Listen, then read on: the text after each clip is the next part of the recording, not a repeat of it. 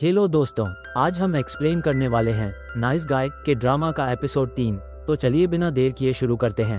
Episode 3 की शुरुआत में हमें दिखाया जाता है कि सोकचूल के पिता को अपने बेटे की बात याद थी। वह कह रहा था कि उसे लगता है कि जो कुछ भी हो रहा है उसका कारण उसके पिता है और अब वही परिणाम उसे भुगतने पड़ रहे हैं। जब चांगसो ने पूछा कि सोकचूल के पिता को उसके ऑफिस क्यों आना पड़ा, तो उन्होंने बस इतना कहा कि वह अपने बेटे का अच्छे से ख्याल रखे।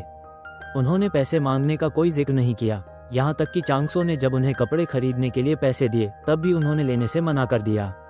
सोकचूल के पिता को अपराध बोध था क्योंकि जब वह जेल में थे तब उन्होंने चांगसो से जबरदस्ती अपने बेटे को उसकी कंपनी में नौकरी दिलवाने को कहा था। सोकचूल की जिंदगी मुश्किल इसलिए हुई थी क्योंकि उसके पिता ने कभी न कभी कुछ ऐसा किया था जिसका बोझ अब सोकचूल को उठाना पड़ रहा था। सोकही नशे में घर लौटी थी।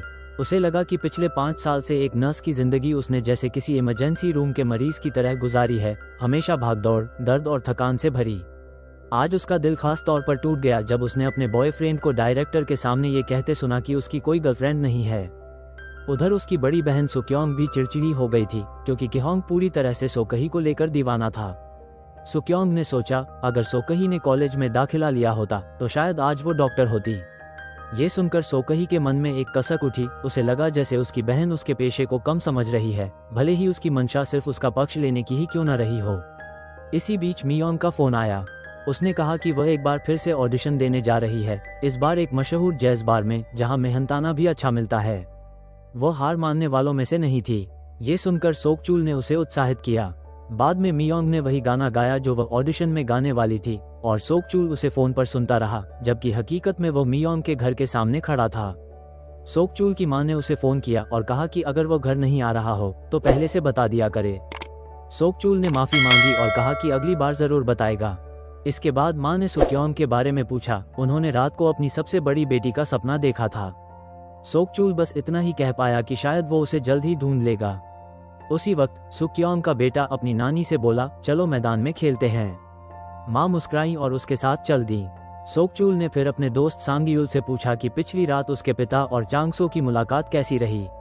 सांगयूल ने बताया कि कोई खास बात नहीं हुई। चेयरमैन चांगसो बस उन्हें कपड़े खरीदने के लिए पैसे देना चाहते थे, लेकिन सोकचूल के पिता ने वो पैसे लेने से साफ इनकार कर दिया।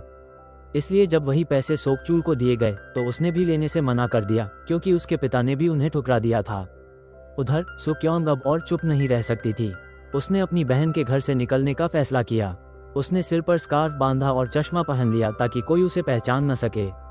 वो सीधे पार्क पहुंची जहां उसने देखा उसका बेटा अपनी नानी के साथ खेल रहा है। जब बेटे की नजर उसकी ओर गई तो वह छिप गई। बेटा कुछ समझा नहीं, लेकिन सुक्योंग ने धीरे धीरे उनके पीछे चलना शुरू किया। जब वे दोनों घर लौट रहे थे तभी बेटे ने उसे फिर देख लिया और वो उसे पकड़ने के लिए दौड़ा। उसकी नानी हैरान रह गई कि पोता अचानक दूसरी दिशा में क्यों दौड़ गया। सुक्योंग दौड़ती रही, भले ही बेटा पीछे से पुकारता रहा, माँ। उसने एक जगह जाकर खुद को छुपा लिया, लेकिन तभी उसने देखा कि उसका बेटा किसी खतरनाक जगह की ओर बढ़ रहा है और उसकी माँ बच्चे की नानी अभी भी घबराकर उसे ढूंढ रही थी। अपने बेटे को किसी भी तरह की चोट से बचाने के लिए सुक्योंग उसके पीछे भागी और गिड़गिड़ाकर बोली, रुको बेटा प्लीज। बेटे ने जब अपनी माँ को देखा जिसे वह हर रोज याद करता था तो फूट फूट कर रो पड़ा। सुक्योंग ने उसे अपने गले से लगाया और फिर धीरे से कहा, दादी को मत बताना कि हम मिले हैं, ठीक है। बेटे ने कहा कि वह जानता है नाना माँ को मारेंगे।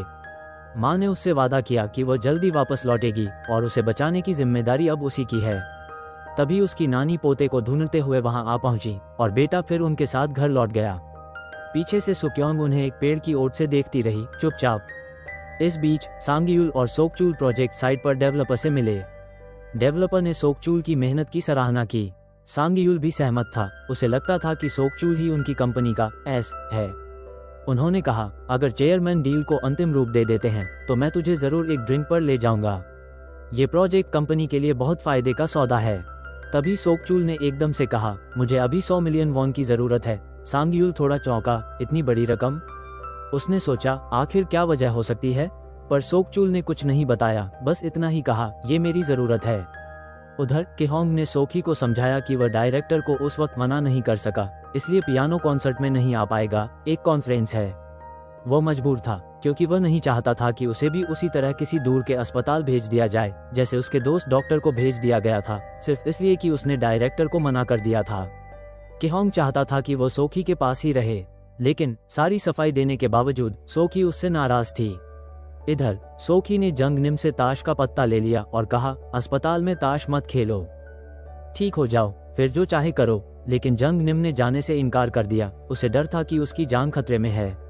चीफ जांग को लगता था कि सुक्योंग के गायब होने की वजह जंग निम है और अब वो उससे जवाब चाहती थी। फिर चीफ जांग और उसके 2 गुंडे अस्पताल आ पहुंचे। कई अस्पतालों के चक्कर काटने के बाद आखिरकार जंग निम को इलाज के दौरान खोज निकाला। उन्होंने जंग निम से कहा, चलो घर चलते हैं, लेकिन जंग निम तैयार नहीं थी। उसे अभी इलाज की जरूरत थी। पर चीफ जांग ने जिद पकड़ी। उसे चाहिए था कि जंग निम उनके साथ चलकर सुक्योंग को ढूंढे।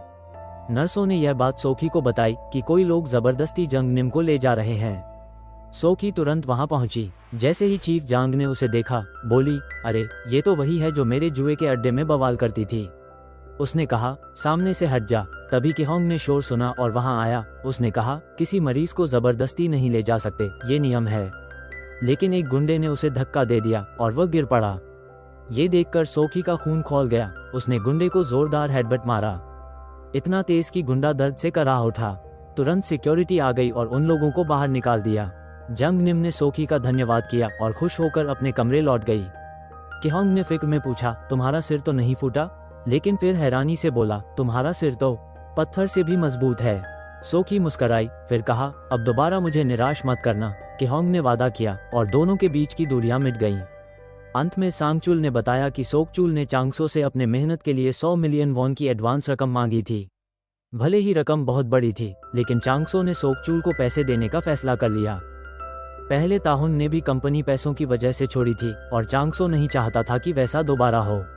वह नहीं चाहता था कि सोकचुल भी ताहुन की तरह कंपनी छोड़ दे। उधर चुन्हो सोकचुल को हटाने की सोच रहा था, क्योंकि वह उसकी नजरों में सब कुछ गड़बड़ कर चुका था। लेकिन ताहुन ने उसे मना किया, उसे मत घसीटो इसमें। जब ताहुन का छोटा भाई मरा था तो सोकचुल ही था जो उसे ढाढ़स देने आया था। और जब सोकचुल ने कहा कि सांगयुल और चांगसो भी शोक जताने आएंगे, ताहुन ने उन्हें रोक दिया।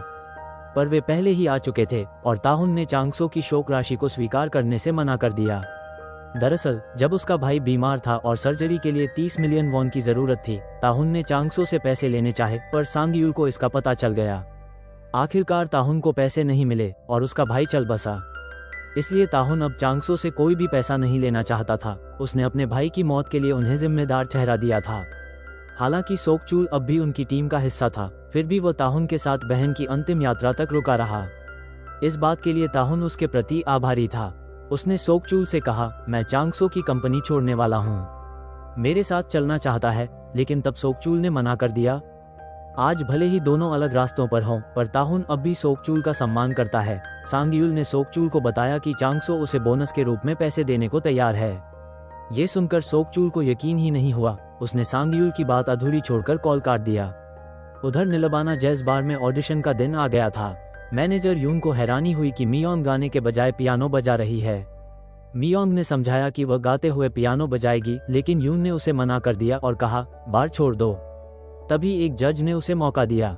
मियोंग ने गाया। उसकी आवाज में ऐसा जादू था कि वहां मौजूद हर शख्स मंत्रमुग्ध हो गया। लेकिन मैनेजर यून ने फिर टोक दिया, उसे रोक दिया, भले ही जज उसकी आवाज से प्रभावित थे। असल में एक प्रतिभागी यून का जानकार था और मियोंग को इसलिए बाहर कर दिया गया। बाद में जब मियोंग ने रिजल्ट पूछा, यून ने बहाने बना दिए, पर सच्चाई थी, उसे रिश्वत मांगी गई थी जो मियोंग नहीं दे सकी। सोकचुल जब मियोंग से मिला तो उसे पता चला कि वो अपनी मां को नर्सिंग होम से वापस लाना चाहती है। उसने गुजारे के लिए कई ऑडिशन दिए थे, लेकिन निलबाना बार वाला ऑडिशन वो हार गई। सोकचुल जानना चाहता था कि उस बार का मालिक कौन है, ताकि वो वहां दोबारा ना जाए। उसे पता चला वो बार ताहुन के कजिन का है। पहले भी वहां से एक सिंगर वायरल होकर स्टार बन गई थी। तब सोकचुल ने मैनेजर यून से फिर मिलकर कहा, मियोंग को दोबारा ऑडिशन का मौका दो। यून तैयार हुआ, लेकिन उसने पैसे की मांग रखी। सोकचुल को यह जानकर बुरा लगा, इतनी कम तनख्वाह वाली गायिका से भी रिश्वत मांग रहे हैं। फिर यून ने डिस्काउंट की बात की, पर जब रकम बताई तो सोकचुल भड़क गया। दबाव में आकर यून ने सच कबूल किया। मियोंग को जानबूझकर रिजेक्ट किया गया था क्योंकि उसने पैसे नहीं दिए। तभी वहां बोकचुन आ पहुंचा। उसने हालात समझते ही यून को आदेश दिया, मियोंग को तुरंत नियुक्त करो। लेकिन सोकचुल चाहता था कि मियोंग को काम उसकी काबिलियत से मिले, न कि सिफारिश या दबाव से। तब यून बोला, असल में मियोंग सबसे बेहतरीन प्रतिभागी थी। ये सुनकर सोकचूल को संतोष हुआ। यून ने मियोंग को कॉल कर बताया, तुम ऑडिशन पास कर चुकी हो, आज ही काम शुरू करो। कहीं और केहोंग, ब्यूंगसो और सोकचूल फुटबॉल खेलने मिले। तीनों पुराने स्कूल फ्रेंड थे जो अब भी दोस्ती निभा रहे थे। सोकचूल ने बताया कि उसकी गर्लफ्रेंड है मियोंग। दोस्त चौंक गए, वही लड़की जिसे वो हमेशा पसंद करता था। तब सोकचूल ने केहोंग से कहा, ये बात सोकी को मत बताना। पहले केहोंग कभी ऐसी बातें नहीं बताता था, अब भी वो चुप रहा। फिर सोकचूल ने बताया, मैं सुक्योंग से मिला हूँ। ये सुनकर ब्यूंगसो सकते में आ गया, क्योंकि सुक्योंग उसकी पहली मोहब्बत थी और शायद अब भी है। तभी मियोंग का कॉल आया, मैं आज से निलबाना बार में गा रही हूँ। सोकचूल ने बधाई दी और कहा, मैं बहुत खुश हूँ। मियोंग ने उसे पहले शो में आने का न्योता दिया और सोकचूल खुशी खुशी पहुंच गया। उस रात जब मियोंग स्टेज पर गा रही थी तो सोकचूल वहीं था, उसका समर्थन करते हुए। उसकी मधुर आवाज ने वहां के सभी दर्शकों को जैसे बांध लिया। उसी वक्त चांगसो और सांगयूल एक रेस्टोरेंट में अहम लोगों से मिलने पहुंचे। चुन्हो ने पार्किंग अटेंडेंट को रिश्वत देकर चुपके से चांगसो की कार में कुछ डाल दिया। जैसे ही सांगयूल ने वो पैकेट मिस्टर हवांग को सौंपा, पुलिस आ गई। सोकचूल को कॉल आया, पुलिस हमारी ऑफिस की तलाशी ले रही है। फिर सांगयूल ने खुद कॉल किया, चांगसो को गिरफ्तार कर लिया गया है। सोकचूल को मियोंग का शो बीच में छोड़कर वहां से जाना पड़ा। इसी बीच ताहुन निलबाना बार पहुंच गया, अंदर का सीन मॉनिटर पर देख रहा था। जैसे ही उसने मियोंग को गाते सुना, उसकी आंखें ठहर गईं। वही लड़की थी जिसे उसने पहले देखा था, जो संगीत से प्यार करती थी। शायद उसे अब मियोंग की आवाज ही नहीं, उसका सादापन और खूबसूरती भी भा गई थी। और यहीं पर एपिसोड खत्म होता है। अगर आप अगला एपिसोड देखना चाहते हैं तो वीडियो को लाइक करें, चैनल को सब्सक्राइब करें।